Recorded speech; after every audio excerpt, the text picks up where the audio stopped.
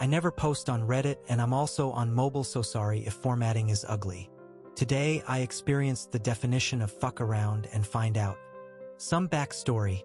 Almost a year ago, my family experienced the loss of my grandpa, my dad's father.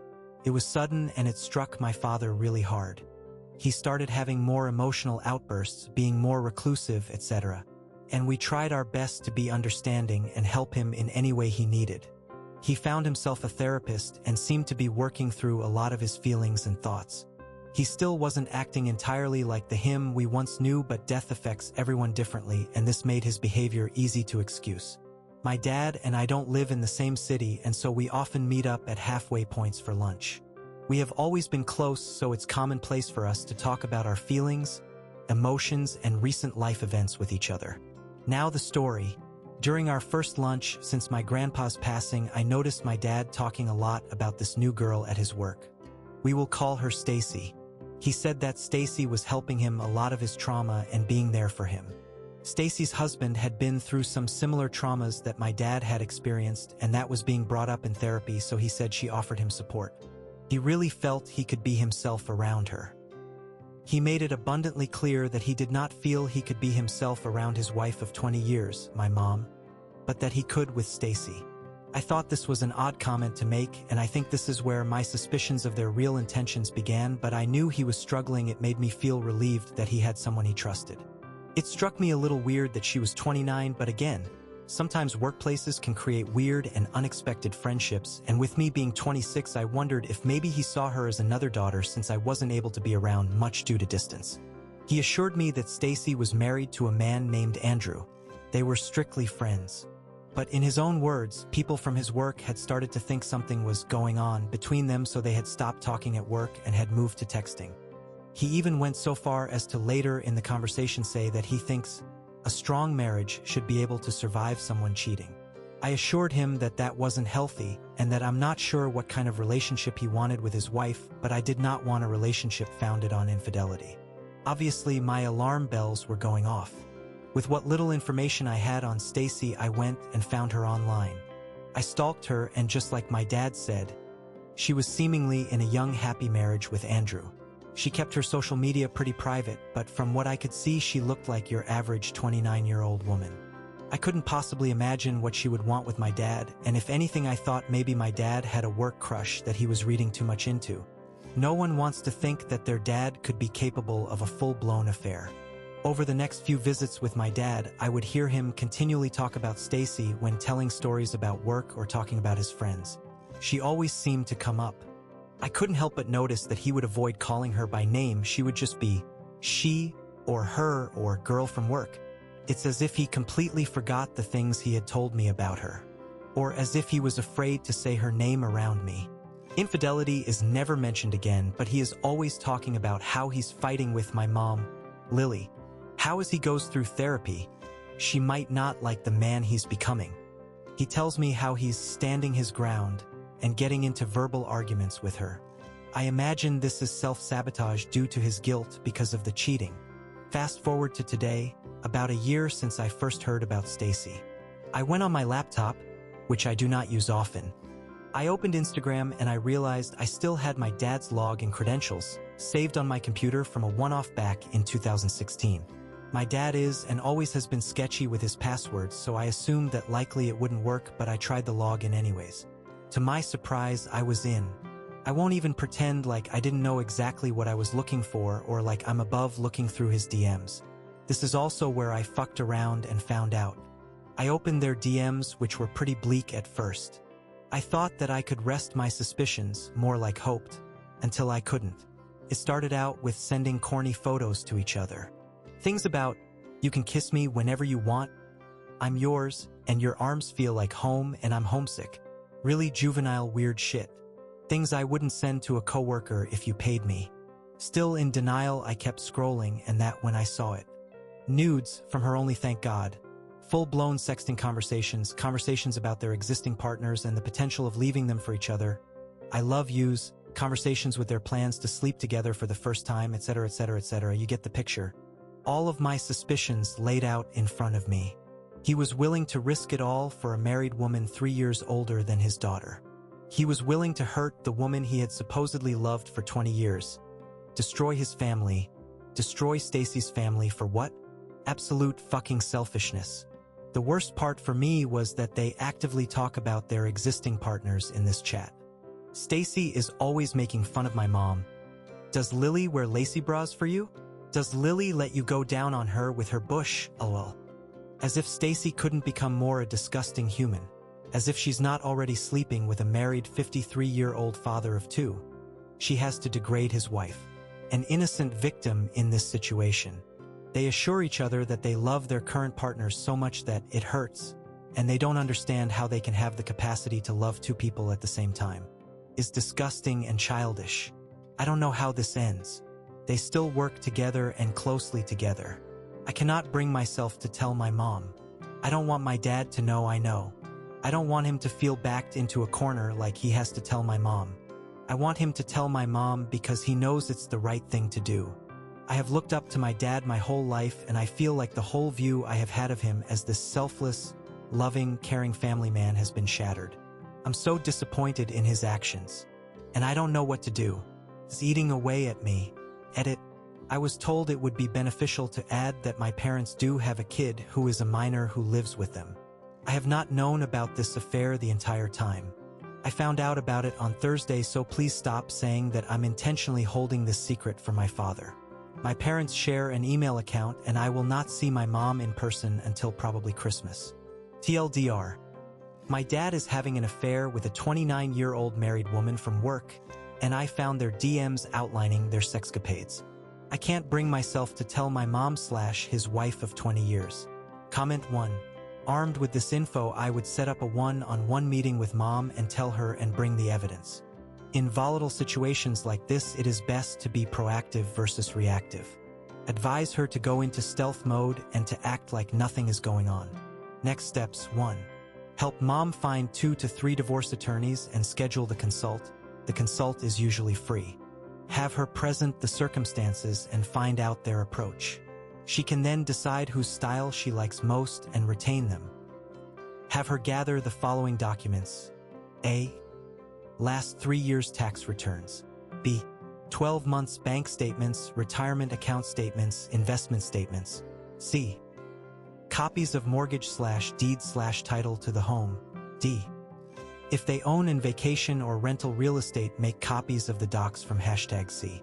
E. 12 months worth of credit card statements, cell phone bills.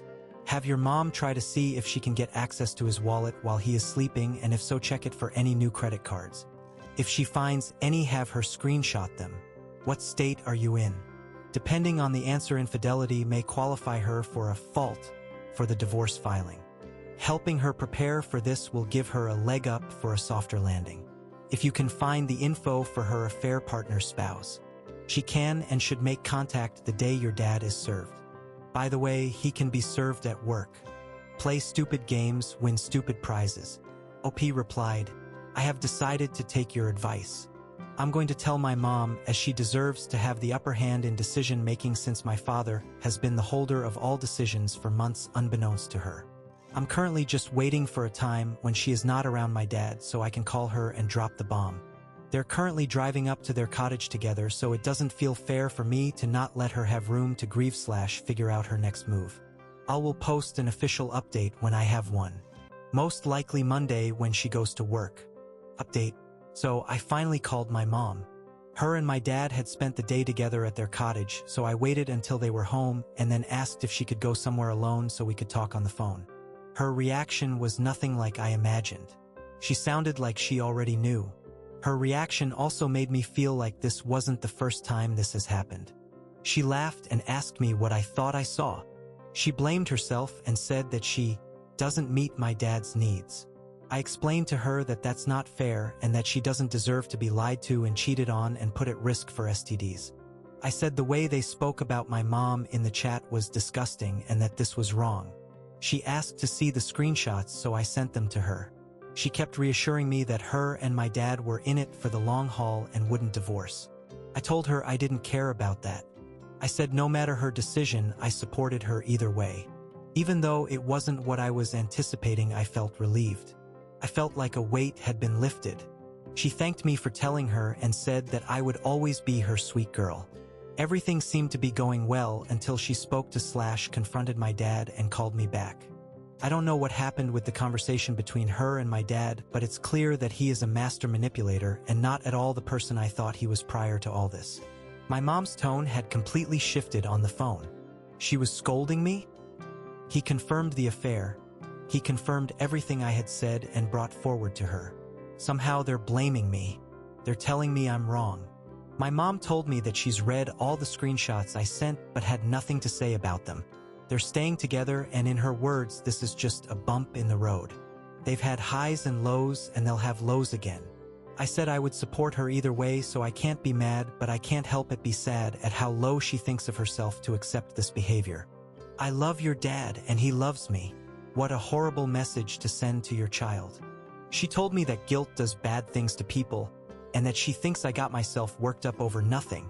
She told me it was wrong of me to look at his Instagram messages and that it was a breach of trust.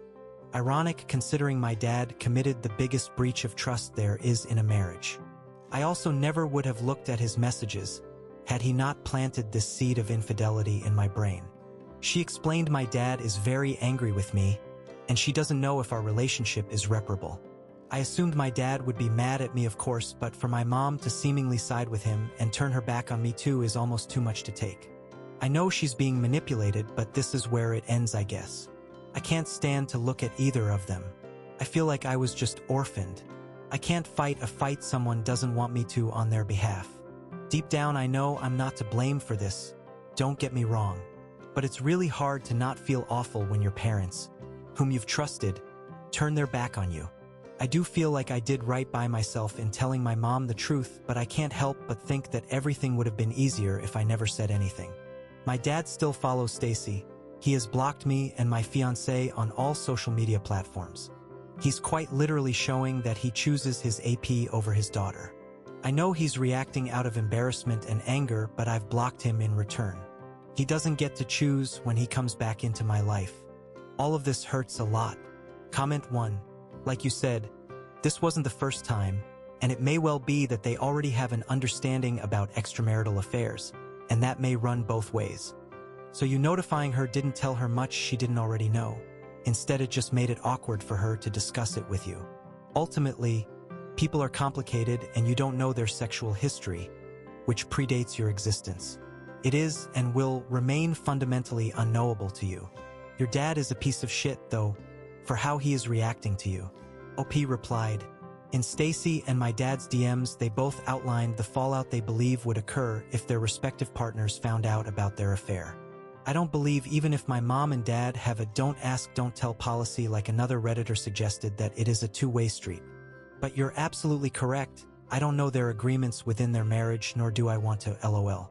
Seeing the things that my dad said in his DMs was way more than I ever needed to know. I do find my dad's reaction of anger very telling, though. Honestly, the relationship I have with my dad, he probably would have just told me of their agreement had there been one. Comment 2. Have you asked your mother if she'd expect you to stay in that situation if it were you in her shoes?